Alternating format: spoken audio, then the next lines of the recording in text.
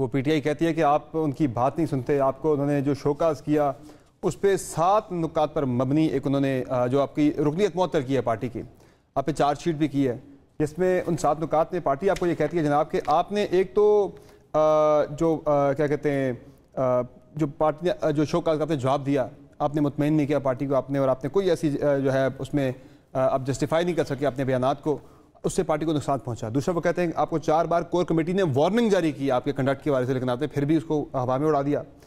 آپ نے اپنے بیانات پر افسوس یا ندامت کا اظہار نہیں کیا کسی موقع پر بھی. پھر وہ کہتے ہیں کہ عمران خان صاحب کو بھی ان کے کاز کو بھی آپ نے نقصان پہنچایا اپنے بیانات سے.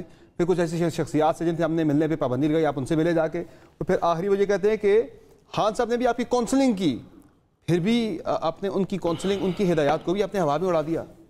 یہ کیا ماجرا ہے؟ گزارش یہ ہے, یہ پارٹی اور میرا آپس کا مسئلہ ہے.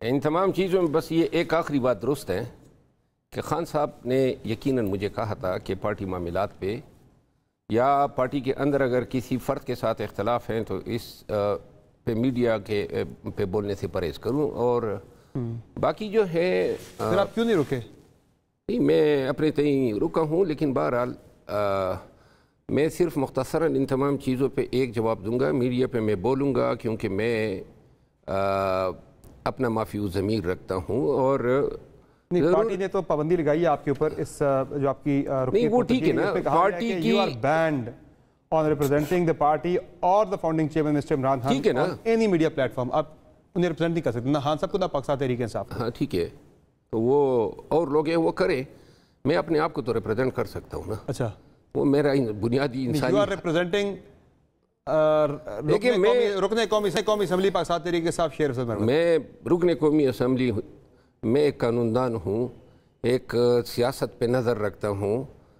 اس کے علاوہ یہ جو شخصی آزادی میں یہ جو بولنے کی آزادی ہے, میرا خیال نہیں ہے کہ کوئی قدغن لگا سکتا ہے. تو بہرحال جہاں تک پارٹی اور خان صاحب کا ہے, تو میں نے تو یہ دعویٰ اب نہیں کروں گا, نہ کیا ہے کہ میں پارٹی کی کسی پالیسی کو ریپرزینٹ کر رہا ہوں یا خان صاحب کی کسی موقف پہ میں کوئی ریپرزنٹیشن دینا چاہتا ہوں. البتہ جو بات کریں گے بطور شیر افضل مرمت کریں گے, بطور کروں گا اور ضرورت کے مطابق کروں گا, اور شاید کم ہی کروں گا کیونکہ آپ کے ساتھ ایک تعلق ہے تو میں آپ کے پروگرام میں آیا. میری اب اتنی خواہش نہیں رہی ہے کہ میں الیکٹرانک میڈیا پہ یا جی. آپ کے اوپر انہوں نے ایک 4 رکنی کمیٹی بھی بٹھا دی ہے جو آپ کے کنڈکٹ کو دیکھے گی. یہ دیکھیں میں نے فردوس شمیم نقوی, رؤوف حسن, داؤد خان کاکڑ اور بریگیڈیئر ریٹائرڈ مصدق صاحب. یہ مصدق ملک لکھتے مصدق عباسی میں. یہ دیکھیں یہ چیزیں کوئی معنی ہی نہیں رکھتی ہے. جب میں بار بار یہ کہہ چکا ہوں کہ یہ پارٹی کے معاملات یا ڈسپلن کے جو بھی ہیں, انہوں نے جو لکھا ہے, جو رائے دی ہے, میں خان صاحب کی وجہ سے اور خان صاحب کو ناراض خان صاحب کی ناراضگی کو ملحوظ خاطر رکھتے ہوئے ان ایشو پہ کوئی میڈیا پہ بات نہیں کروں گا.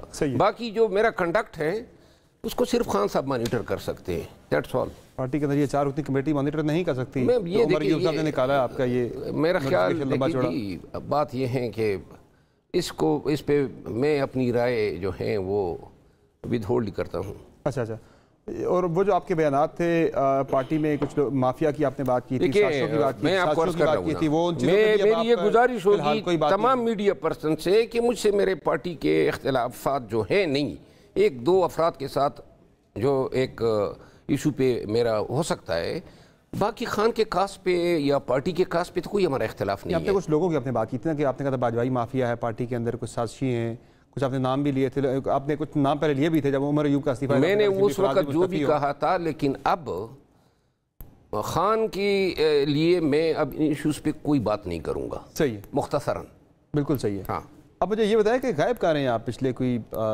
کافی ہفتوں سے؟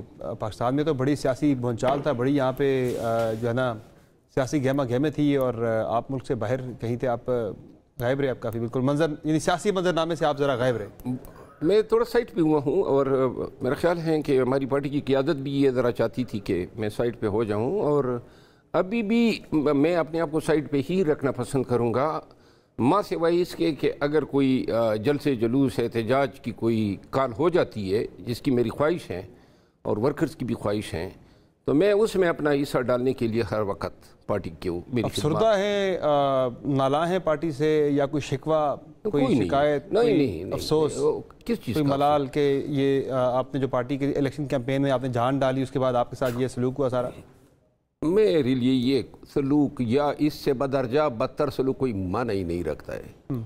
میں دیکھیے ایک اپنا حصہ ہے، 95 MNAs ہیں، اب تو زیادہ ہو جائیں گے، تو لہٰذا اگر میں چاہتا تو میں ان میں سے کسی ایک کی طرح اپنا کردار ادا کرتا خاموشی سے. ٹھیک ہے نا جی. فرنٹ پہ آنا یا جلوس کرنا، جلسے کرنا، یہ کوئی آسان کام تو نہیں ہے.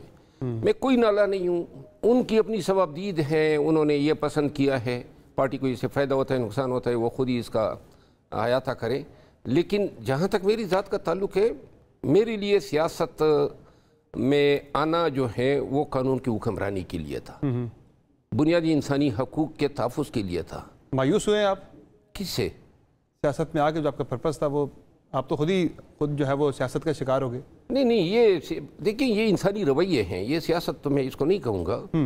اور یہ ہوتے رہتے ہیں پاکستان جیسے ملک میں. مجھے ان سے کوئی فرق نہیں پڑا ہے.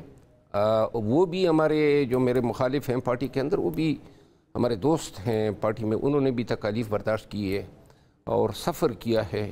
ہماری ذاتی پسند ناپسند کی وجہ سے پارٹی کی توجہ بھی رہی، میڈیا کی بھی توجہ رہی، اور جس کا میں خود بھی یہ شاید اعتراف کر لوں کہ یہ جو ہوا یا میرے پارٹ پہ ہوا، ان پہ کے پارٹ پہ ہوا، اچھا نہیں ہوا.